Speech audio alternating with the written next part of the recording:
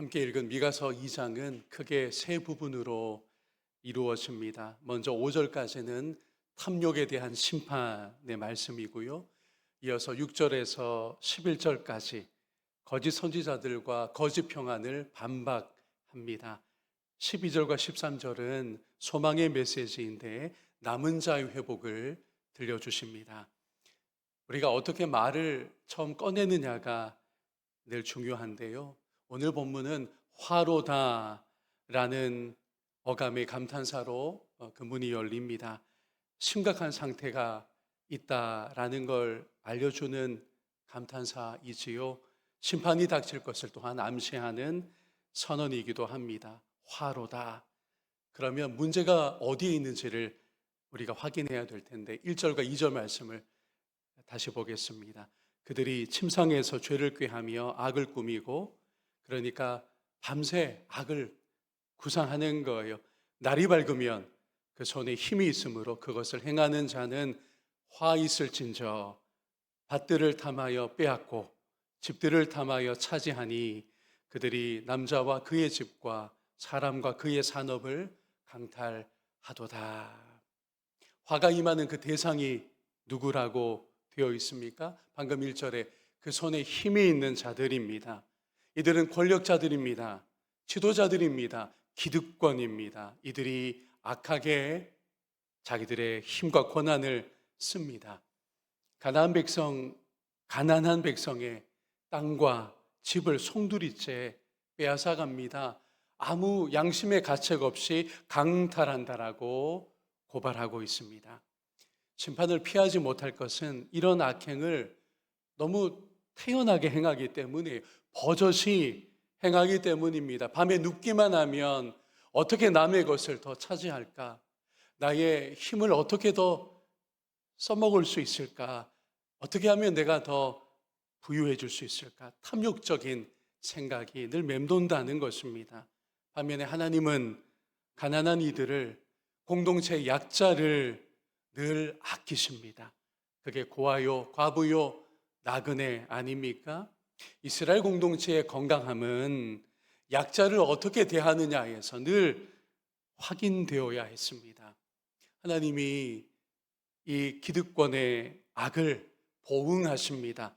재앙을 준비하십니다. 그렇게 하여 하나님의 정의를 세우십니다. 3절 말씀을 보겠습니다. 그러므로 여호와의 말씀에 내가 이 족속에게 재앙을 계획하나니 너희의 목이 이에서 벗어나지 못할 것이요 또한 교만하게 다니지 못할 것이라. 이는 재앙의 때임이라 하셨느니라. 여호와의 심판의 날이 선언됩니다. 4절에 따르면 온전히 망하게 되었다라고 그 결말이 이미 그려지고 있습니다. 5절에 그 결말을 인상적으로 이렇게 묘사합니다. 그러므로 여호와의 회중에서 분깃에 줄을 댈 자가 너희 중에는 하나도 없을 것이다 라는 말씀입니다. 그러니까 탐욕스러운 권력자들이, 이 기득권이 자기들의 몫을, 분깃을 빼앗길 것이라고 하는 보응의 말씀입니다. 이렇게 하나님이 악을 가만두지 않으세요. 보응하십니다. 탐욕에 대하여 심판하십니다. 이와 같은 말씀에 우리는 어떻게 응답해야 할까요? 이제 곧 성탄절이고 우리는 예수님에게서 더 배우려고 마음을 가다듬고 있습니다. 우리 예수님은 권력에 서지 않으셨습니다. 당시 권력은 예루살렘이라는 이 공간적인 환경 속에서 특히 싹을 틔우고 있었거든요. 권력자들은 예루살렘에 있었습니다. 우리 예수님은 예루살렘으로 올라가기는 하셨지만 고난받기 위하여, 십자가에 못 박히기 위하여 예루살렘으로의 여정을 마음에 두셨을 뿐 예루살렘 종교 권력자들과 결코 가까이 하지 않으셨음을 우리가 잊지 않았으면 좋겠습니다. 예수님은 종이 되어 섬기기를 위하여 하늘 영광을 뒤로하고 낮고 천한 우리 가운데 오신 것이고요. 동시에 예수님은 권력자들의 탐욕과 그걸 감추는 위선에 대하여 입을 다물지 않으셨습니다. 예수님이 늘 긍휼과 인자하심으로 사람들을 만나고 죄인들을 위하셨지만 이 권력자들과 그들의 위선에 대해서는 명확하게 도전하셨습니다. 혹시 우리는 그 반대로 할 때가 있지는 않습니까? 별 볼 일 없는 사람이라고 구분해 놓고 속으로 가벼이 대한 일은 혹시 우리 가운데 있지 않나요? 반면에 가진 사람, 높은 사람에 대해서는 상석을 내어주는 그런 세상적인 모습이 혹시 우리에게 있지는 않습니까? 제가 목회를 해나가면서 올 한해도 또 배우고 깨달은 게 있습니다. 그건 뭐냐 하면 담임 목회자가 부교역자들을 눈치 보아야 한다는 것입니다. 가까우리 올해는 확실히 제 마음에 정리가 딱 됐어요.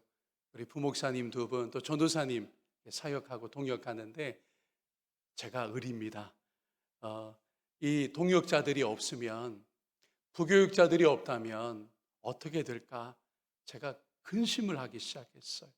좋은 동역자들이 있어 너무 감사하고 이들이 존중받아야 하고 저의 권한을 가능한 대로 이렇게 나눠주고 있습니다.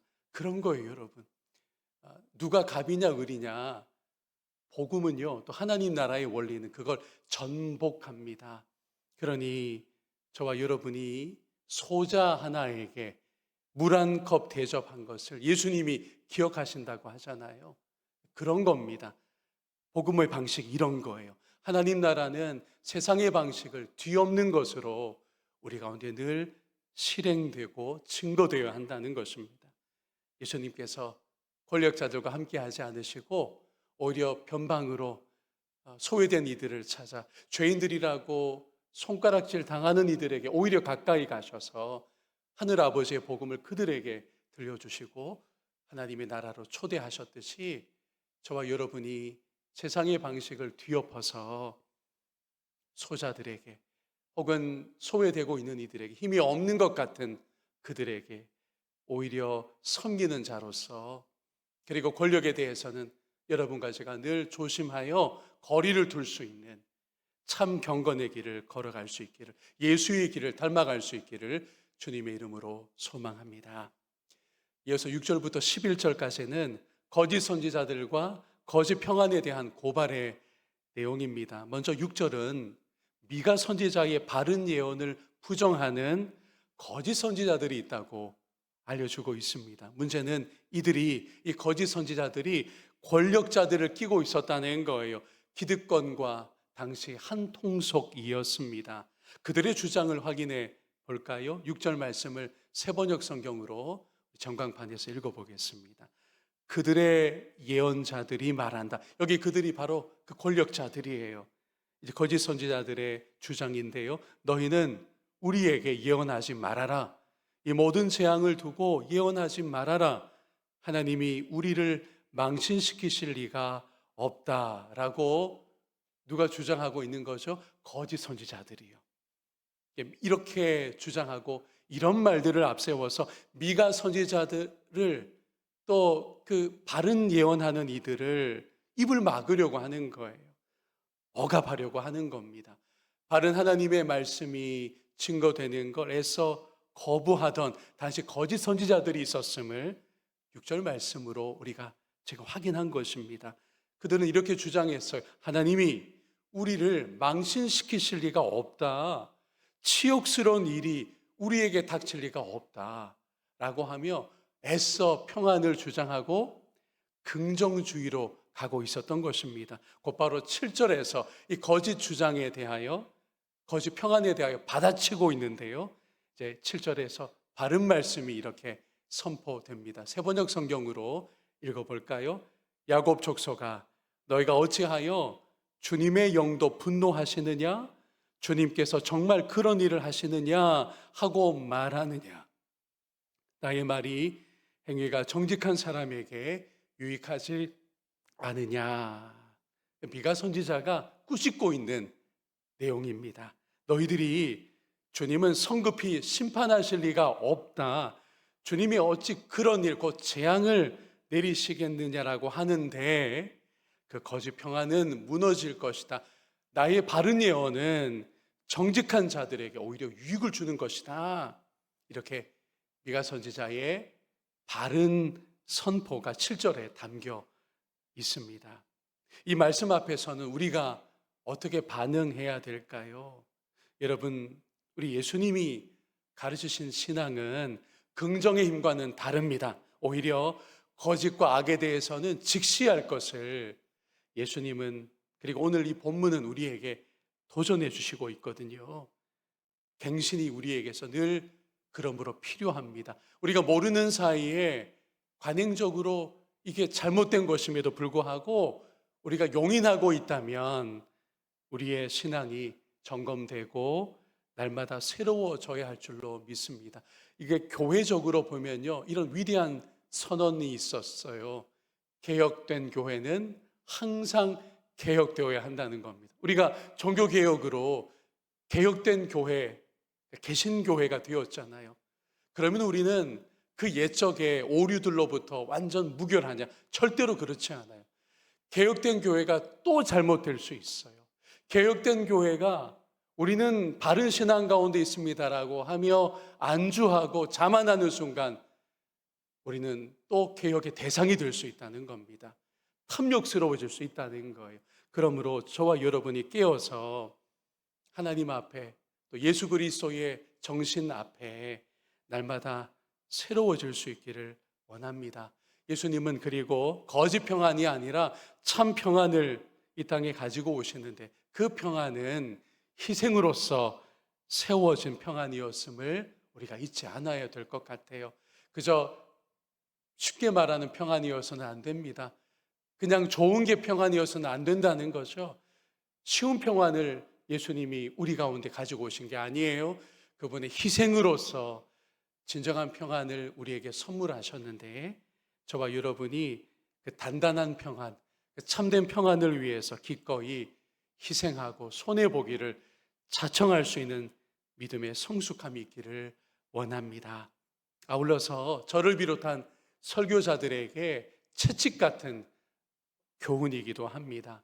거짓 선지자들이 있었고 그들이 권력자들과 한 통속이었고 사람들이 듣기 좋아하는 예언과 말씀만 전하고 있었거든요. 그러니 그들은 늘 환영받았습니다. 미가 선지자와 같은 바른 말씀을 가감없이 여러분에게 재앙이 임합니다, 여러분의 탐욕이 있습니다라고 주장하던 바른 선지자들은 억압당하기 일쑤였거든요. 오늘 저와 설교자들이 하나님의 말씀을 가감없이 전하지 않으면 안 됩니다. 저희들도 유혹이 있어요. 성도들이 받아들일 만큼만, 듣기에 이른바 은혜로운 말씀만 골라서 전하고 싶은 그런 유혹이 있어요. 가감없이 주의 말씀 있는 그대로 설교자들이 전할 수 있도록 여러분이 늘 저를 비롯한 우리 부목사님들까지 아울러서 기도해 주시기를 요청합니다. 값싼 복음이 전파되어서는 안 돼요. 바른 복음이 우리 공동체에 늘 선포될 수 있도록 도와주시기를 바랍니다. 이제 마지막 단락으로 갈까요? 12절과 13절인데 남유다와 북이스라엘까지 아울러서 남은 자들을 주께서 모아들이시고 그들을 바른 길로 앞서 인도하실 거라고 하는 소망의 말씀입니다. 잘 이해해 보면 출애굽의 메시지예요. 모아서 인도한다. 여러분, 이것은 출애굽이 그 원형입니다. 그런데 새로운 출애굽의 소망이 오늘 본문 끝자락에 담겨 있고 오늘 우리에게는 이 일을 누가 행하시느냐, 누가 남은 자들을 믿음 지키려고 하는 이들을 기꺼이 제가 개혁되겠습니다, 겸허히 주님 앞에 나오려고 하는 자들을 잘 모아서 복음의 길로, 바른 길로 인도하시느냐? 예수 그리스도이십니다. 예수님은 그래서 요한복음의 양의 문이십니다. 예수님은 그래서 선한 목자이십니다. 또 다른 보혜사이신 성령을 통하여 오늘도 우리를 보살피시고 인도하시는 참 목자이십니다. 그러므로 예수님을 따르고 예수님께 배우고 그럴수록 예수님을 더 닮아가는 저와 여러분의 신앙의 여정이를 이 아침 주님의 이름으로 소망합니다.